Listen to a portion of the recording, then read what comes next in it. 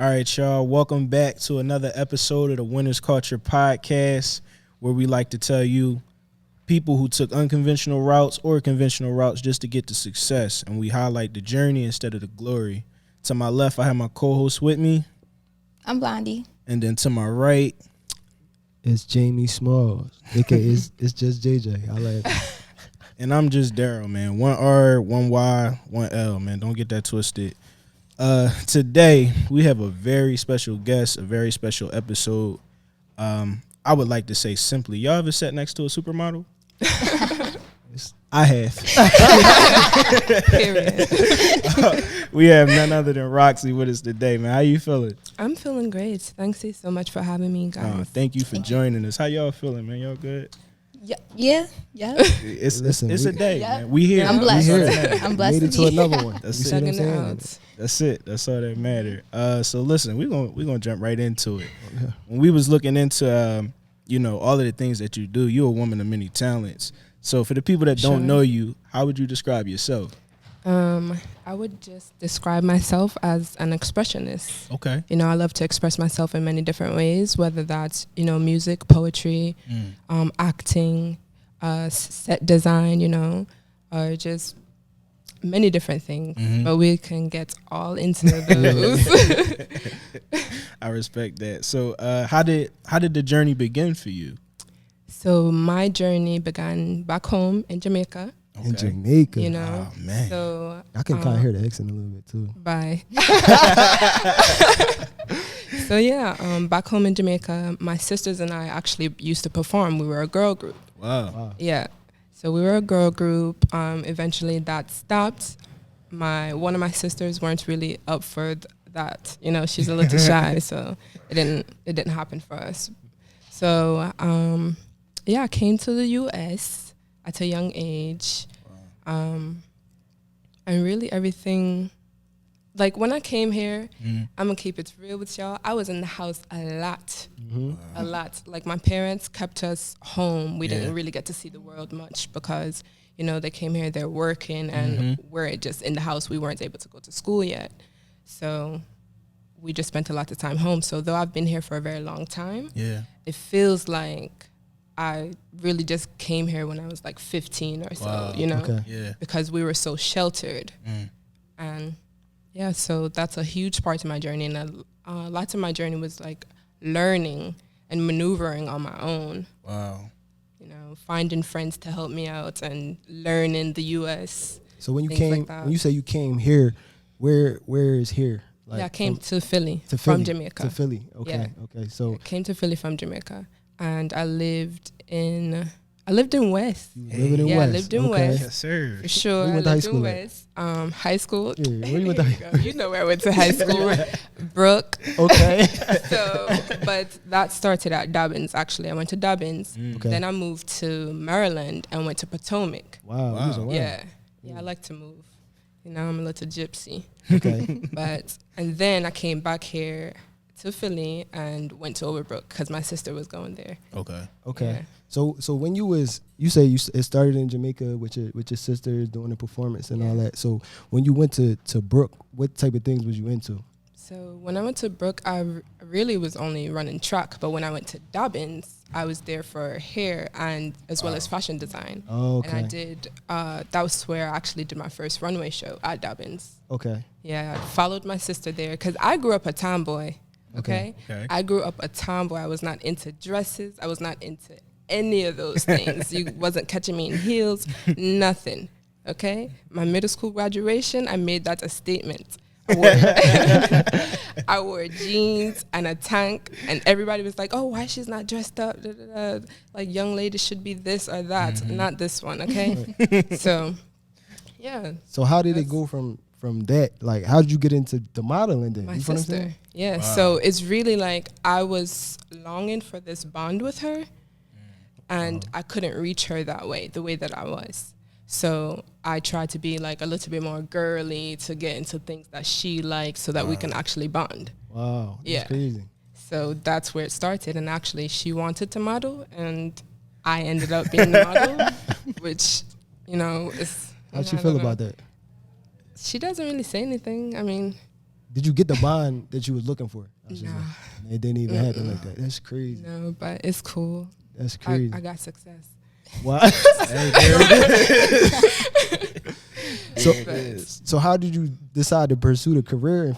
Like, when did you decide you was gonna take it there like that? You know what I'm saying? So really, after I did that first fashion show at Dobbins, like, it was just such a thrill. Like, just everybody like going off for me, you know, Right. like hyping me up. I was like, okay, I can get like into that this. attention? Yeah, because like I grew said, up like tomboy, so I was very shy, and I was Yeah. like to myself, I wasn't very outspoken. Right. So that kind of actually brought my confidence. Modeling itself brought me to my confidence. Wow. So after that first show, I loved it, loved how I felt, and then I was like, you know what? Wait, can I curse on here? Yeah. Be yourself. I said, okay, look. I said, you know what? I am the shit. Fuck what they talking about. So after that, I was like, you know what? I'm going to start showing up to everything. Everywhere they're asking for a model, I'm going to present myself. Wow. So I was on the internet. I was like doing my research, and I just started showing up everywhere. At different events. Yeah, it didn't matter like Wow. what they were asking for. I'm presenting myself. You take it or you leave it. That's it. Like, you can ask for a Caucasian model with blue eyes, but at the end of the day, when you see me, I can change your whole mood board. You know what I'm saying? And that actually happened. It didn't happen then because I wasn't ready for that just yet. But this has happened, you know, throughout my career, where they're like looking for a certain thing and then decide like, okay, you know what? Scratch that. We saw her. We're going to use her. And, you know, those moments are just very reassuring for me. Yeah. You know? Yeah. You're like a chameleon. I am. Yeah. Like, you know, because that's about not that. easy. You know, all of this having the courage to show up, even though they have a specific description. And I feel like a lot of people don't realize that's challenging. Like, you know, with being a model. Like, so can you share like some of the nuances of modeling, like what it's like? Because people think you just stand in front of a camera and you don't. They think it's you know? Listen to me. Okay, so there's so many different things. For starters, you can show up and be too pretty for a casting. Wow. And they'll tell you that at the door. You're too pretty, keep it moving. They don't filter anything. So, and I'll tell you actually, so when I first actually went to New York and did my first show, or did my first casting, because I didn't even book it, okay? Did my first casting. I thought I was, you know, doing everything here because I'd already outgrown Philly. So I go to New York knowing that I'm the shit, right? They're like, you walking too slow. You know, this is not it.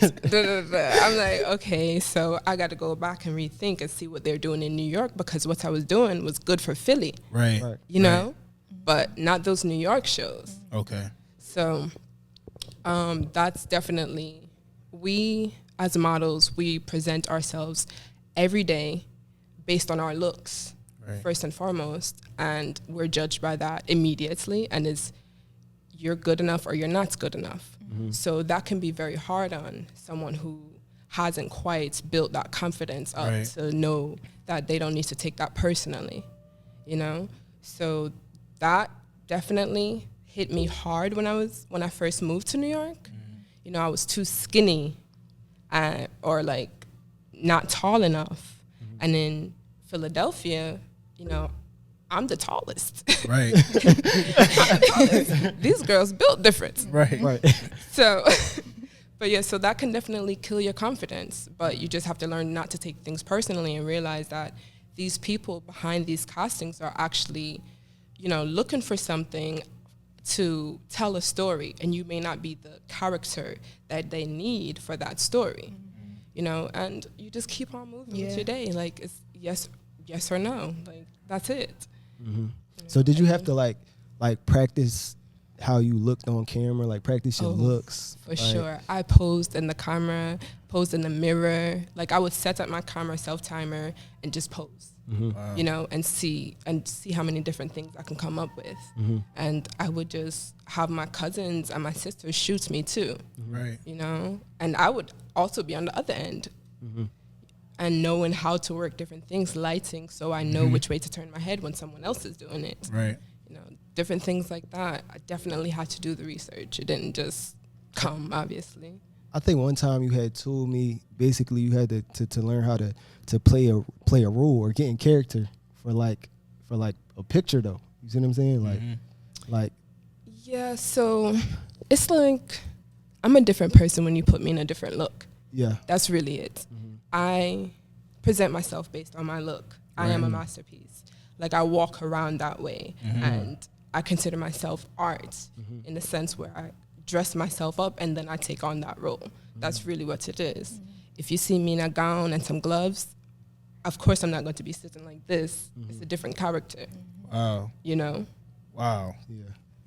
And it shows in the pictures though. It shows like it looks like you are that which you're portraying. Right. You feel what I'm saying? More than you are just yourself on a regular day. Right. Like that day you was whatever you were supposed to be. You feel what I'm saying? And that's why I always tell people that modeling is really just another form of acting. Yeah. It's just another expression. So you put me in something and I know that that's the role I'm supposed to play. I'm going to play it well. Right. You know? Wow.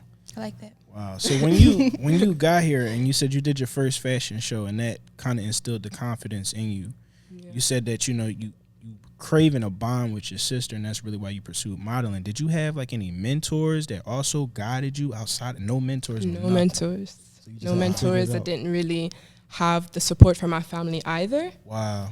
But I don't know. Like, it's just something within me that just was like, okay, this is what you're going to do. Right. So Right. I didn't really see it not happening for me. I love that. You know, so regardless of who was there, Or I who knew it was wasn't. going to happen. Exactly. So And then even how you said like you took the initiative to do the research yourself. yeah. You know what I mean? And just presenting yourself at different events and then different castings, whether this is what you're looking for or this is not what you're looking for. It's just like that type of confidence is amazing. One of the things that we wanted to ask is like, I wanted to ask all of y'all actually, do y'all feel like it's difficult to do something if you do not have someone around you who has done it or a mentor? Do y'all think like it's difficult?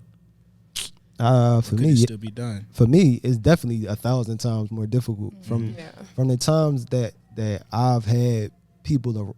First, I think it's two different things.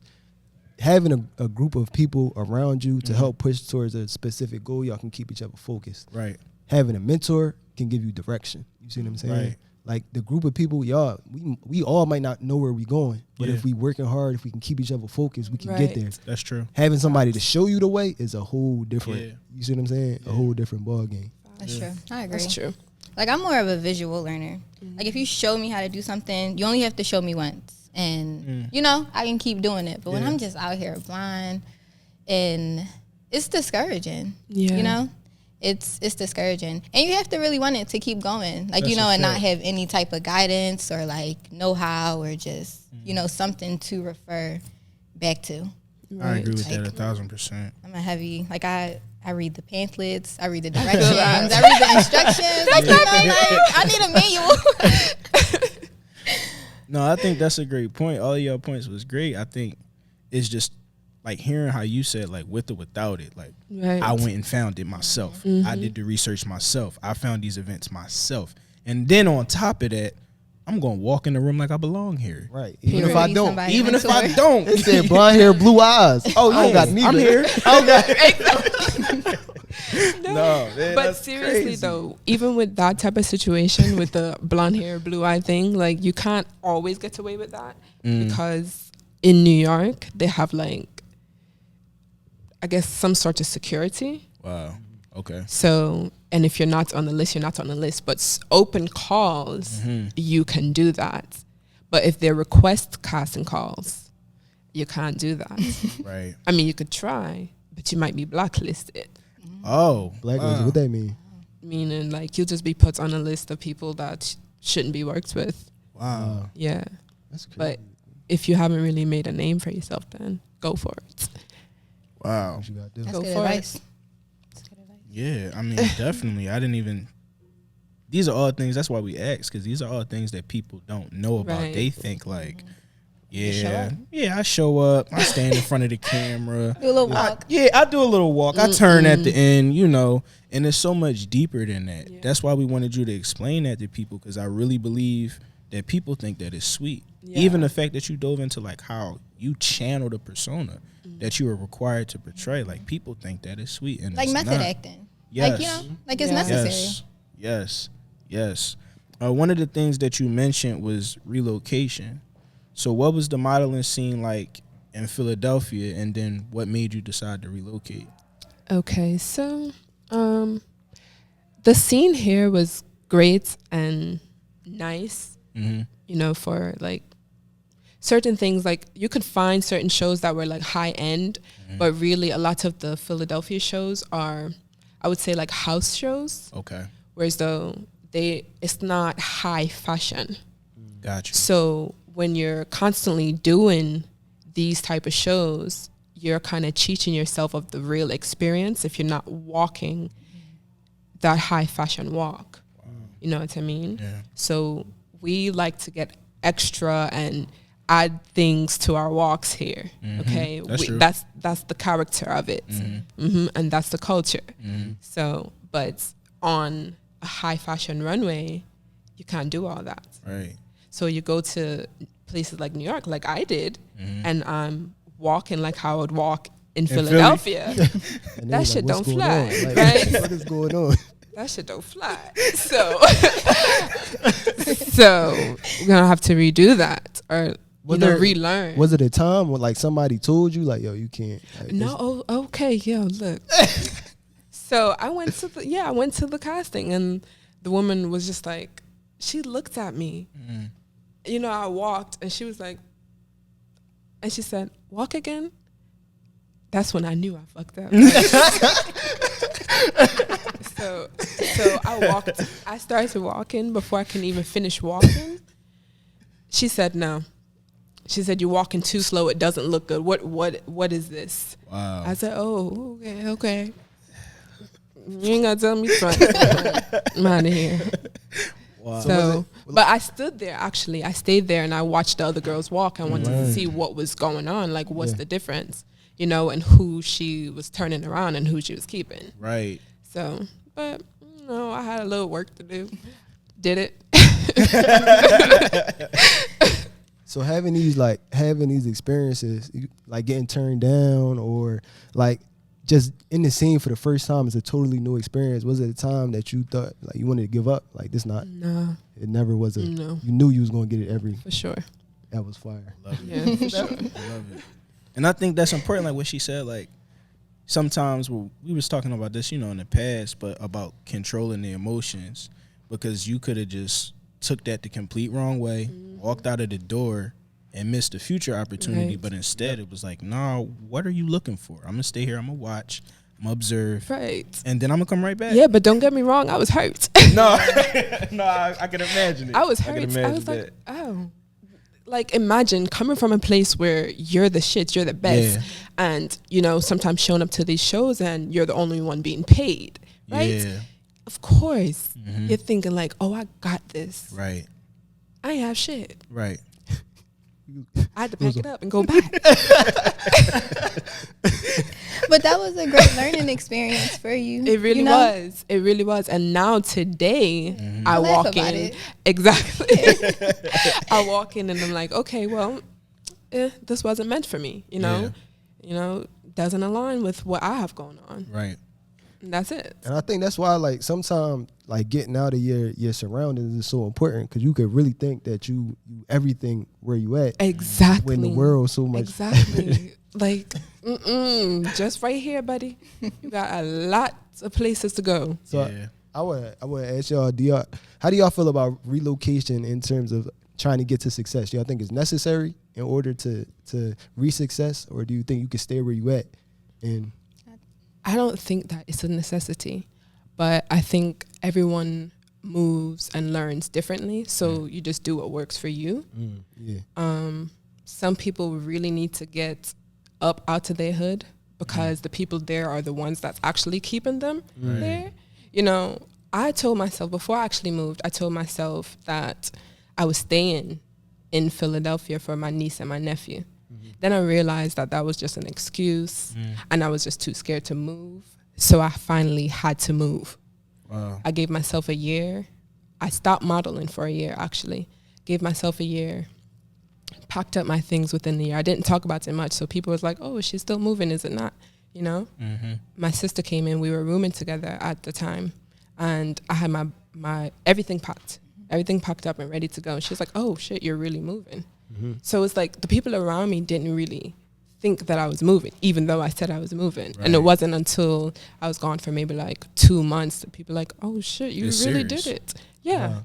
So it's like just the mentality of the people around you can also keep you there, right? You know, and have you, you know, making up excuses just to go along with it. That's a really good point. I was going to say, like, I agree with you. I don't think that it's necessary, but it also depends on your environment. Agreed. You know? Like, if you're surrounded by goodness, good people, good energy, you know, you might not have to relocate to find success because you have success around you. Right. So you can relocate based on just what you want to do, not to get to a certain point. Right. So I think it just depends. That's true. I don't think it's necessary either, in my opinion. I believe it depends on what you're trying to do. You know, but I think what you said is a great point because you could be a master in your area. You know what I mean? Like I know basketball players, one of the key reasons why they start them touring when they're so young is because you could be the greatest on 63rd Street, but you go over to, you know what I'm saying, up South Philly, and somebody might have something for you, some type of competition. Yeah. And that's really what you need to realize. Like, you know, am I just the greatest here? Yeah. Or, you know, am I really dominating? I have what it takes to compete everywhere. Exactly. And I think that's really what it boils down to. Another thing I wanted to ask everybody, do y'all feel like as the more successful you become, that the less diverse the industry gets that you're in? Like, do y'all feel that Before that, can you tell us a little bit what your industry look like? What it looks like? Yeah, like when as far as what? Like when you got into it, you see what I'm saying, and you got to New York and you seen the fashion industry like for what it was. What did it look like to you? You know what I'm saying? What it looks like to me, white. White. And white as fuck. Plain and simple. So, yeah. What else? So D, what was your question? That's a part of the reason why I asked, because it's like, you know, it's a common, you know, statement that people say that the higher you go on a totem pole, the less diverse it becomes. Yeah. But I really feel like there are just certain industries that just are white. Exactly. Regardless. Yeah. High fashion being one of them. Exactly. And I just wanted to know y'all opinions. Do y'all feel like that statement would be true, that the higher you go, the less diverse the industry becomes? It depends on the industry. Just like you said, the high fashion industry is white. They sprinkle a little black pepper every now and again, you know, but it's white. Yeah. I think I've been in a couple different career paths, so I've been at higher levels of a couple different industries. So, in from what I've seen in the engineering field, you know, from being around some high level engineers, it's pretty white. I ain't gonna lie. It's the music that we listening to every day. It's pretty white up there. Actually, almost all of the top guys right now, outside of like Ali or Guru, right, are white. Right. A lot of the household guys, majority of the music like industry guys are white. I actually had the privilege of learning from some very great white guys, so shout out to y'all. You know what I'm saying? Really though. So it's definitely in that specific industry. I was actually watching Kanye Genius, and if you pay attention, every engineer from the time he started, that's the truth, 30 years ago to right now has been a white man. Yeah. And most people not gonna pay attention to that, but like me as an engineer, I'm like, is anybody black ever gonna sit in this chair? And in that documentary, the answer is no. Yeah. You see what I'm saying? Crazy. And the other place I was, you know, as a coach, as a Division I, you know, coach, it's pretty white. Same thing. I ain't gonna lie, it's pretty white up there too. So, I mean, that's a little bit more, I would say, more expected to me though, because in my mind, like the music is predominantly black. Hip hop dominates the culture. You know what I'm saying? So like to see that the people running it are white was a little shocking. Wow. But like in sports, you know, it's majority PWIs. It's majority. The majority of the country is white, so it would make sense as to why it's so much. Even though a lot of the players is black, right? You feel what I'm saying? Yeah. So it's like, I don't know. The answer to the question though is yes. So how do you feel as far as like, do you look at that as a ceiling in the industry as far as like us not having a massive amount of representation, or do you look at it as more so like a personal challenge to see as how far I could go? Really, neither. Okay. I just see it as it is what it is, and it's been like that. And every year or every season, we push for them to hire more black creatives, whether it's models, hairstylists, or makeup artists, just anyone who knows how to work with our skin. But they add a little and then it's right back to normal. Wow. You know, I can't say the name of the show, but yeah, recently I was looking at one of the brands that I really want to work with. They're, you know, on my list of brands I would like to work with, and I saw their fashion show, and it was nothing but white models, and I was like just waiting, you know, and then they had 3 black models in the back. Wow. That's it. Of course I crossed that off my list, but that's it. Yeah. The industry is very white. I remember I did hair for Fashion Week a few years ago, like right before COVID. And of course I was excited because it's New York Fashion Week. I was, you know, still a hair student, and I was invited as a student to go and like, you know, still do hair. And I'm thinking, I don't know what I was thinking, but it was New York Fashion Week. So me and my cousin packed up, we went. And all of the models were not black. They weren't all white, but, you know, some ethnic, but still not black. And all of the makeup artists, white. And the only hairstylists that were black were the ones that were a part of the group that I came with. And that was one drop in the bucket, you know? And like she was saying, they hire, you know, black creatives and black makeup artists, but they only have 1 or 2 black models. So it's like, all the people that I styled were Caucasian women. So, you know, I'm doing slick ponytails, and I got wax and hot combs and curlers and all this they stuff. Don't need that. And I just need a little eco style and a brush. And, you know, sis was good. She went out there. But just actually, one of my Fashion Week experiences was something like that, where we didn't have any black hairstylists at all. And this was the time when I had a big fro. So we didn't have any, well, because this is not mine, but it's mine because I bought it. Yeah, right.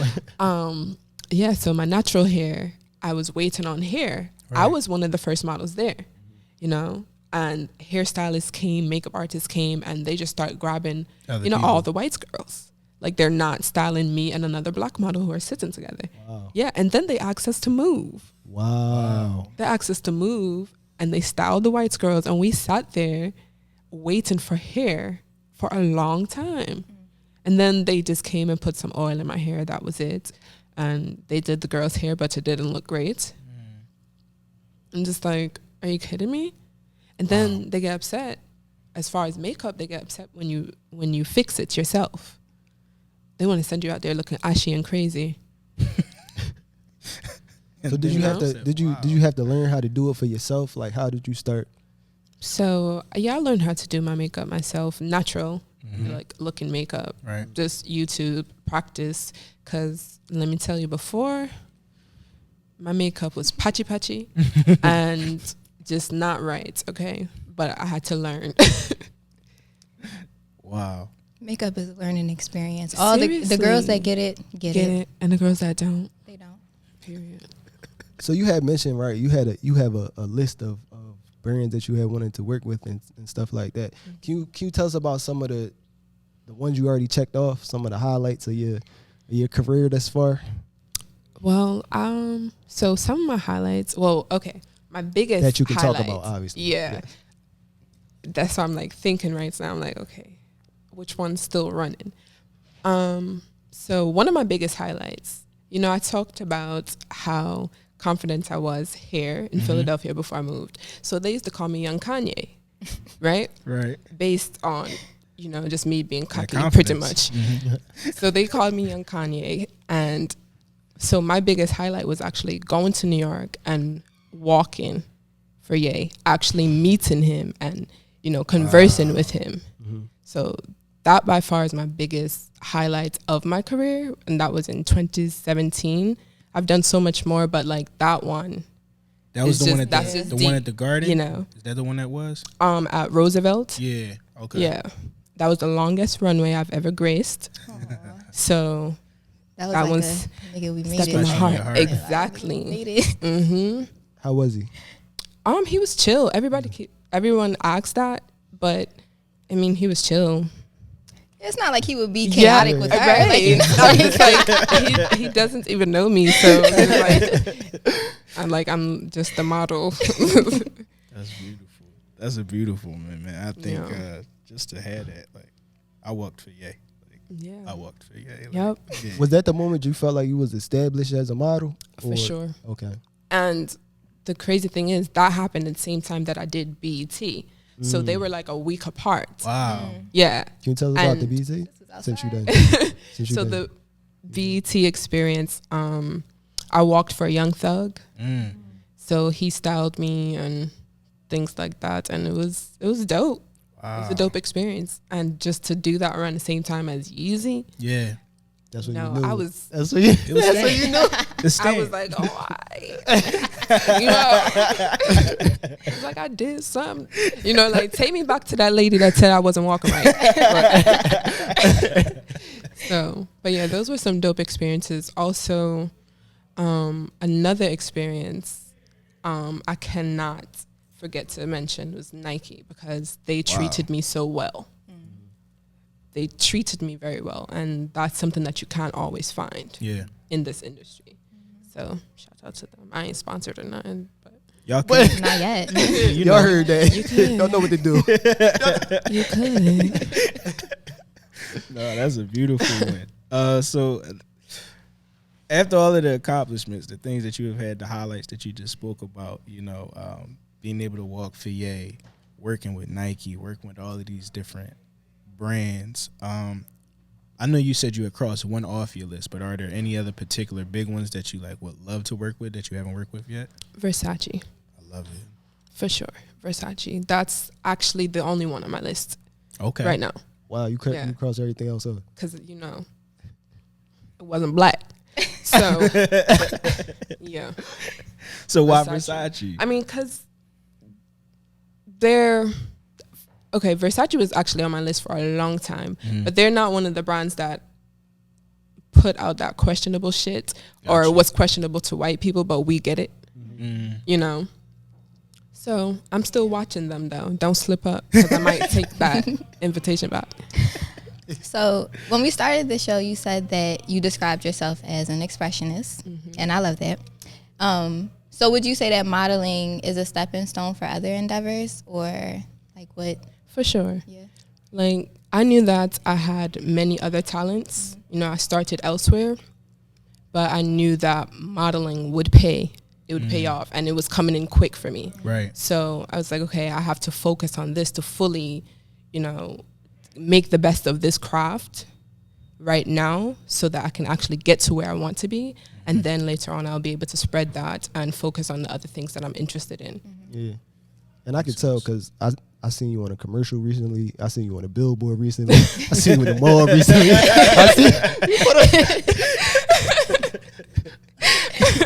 She branching out. Yeah, and those are residuals. Oh, it's, they know. Yeah. It's like that. Yeah. Absolutely. All right. So for the young black women, you know, from West Philly or from Jamaica, you know, coming up, or just for the aspiring models, could you give them some game on how to, you know, Navigating this space. yeah. So I would say don't let anyone tell you that you're too anything, too short, too tall, you know, too thick, too thin.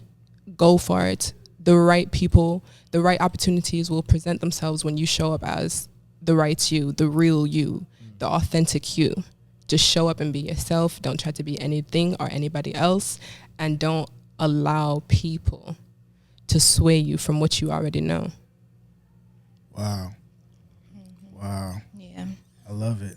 Well, there you have it, I was about to say man. that. There you have it. You know what I'm saying? Gotta do some snaps. Seriously, that's a great one. I would just say, man, just the confidence that you exude and your story is just remarkable. So there you have it, y'all. Listen, where can they find you at on social media to follow your journey, to support you? Where can they find you at? You can follow me on Instagram, themodels_leader. That's THEMODELS_LEADER.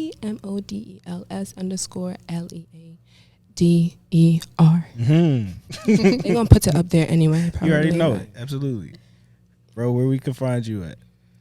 It's just JJ. It's just _JJ. You know. And then to my left. You can find me on Instagram at Blondie.